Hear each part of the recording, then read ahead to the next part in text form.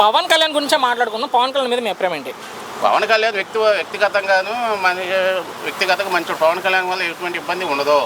ఆయన ఒక రాజకీయాల్లోకి వచ్చిన వ్యక్తి కానీ కొత్తగా వచ్చిన వ్యక్తి కాదు. ఆయన మనం అంటే సరిపో ఆయన ముఖ్యమంత్రి చేస్తుంటే ఆయన తప్పులంటే విమర్శించవచ్చు. ఆయన ఏది చేసిన వ్యక్తి కాదు కాబట్టి ఉప ముఖ్యమంత్రి ఆయన అంటే మనకు సరిపోము. ఆయన పనితీరు బాగుంది. అంటే ఇప్పుడు డిప్యూటీ సీఎంగా ఉన్నారు ఆయన. అంతే. ప్రజలకు మంచి చేస్తున్నారా లేదా ఉప ముఖ్యమంత్రిగా? ఉప ముఖ్యమంత్రి పనితీరు బాగుంది అయింది. ఎందుకంటే ఆయన సొంత డబ్బులు ఖర్చు పెడుతున్నాడు. దాన్ని మెచ్చుకోవాలి మనం. నెక్స్ట్ నేను అదే అడగబోతున్నా. మొన్న కూడా అందం మహిళా క్రికెటర్లు సొంత డబ్బులే ఇచ్చారు ఆయన. మరి అది అందుకే అది ఆవేశంగా నేను చెప్పా.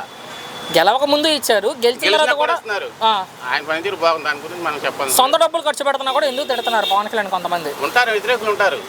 ఇప్పుడు మనిషి 10 మంది ఒకరా ఉండగా పక్కన ఉండే గడ్డ వేసి చూడండి, ఇటు పక్కన గడ్డ వేసి చూడండి కామన్. మనం ఏం చేయలేము దాని గురించి.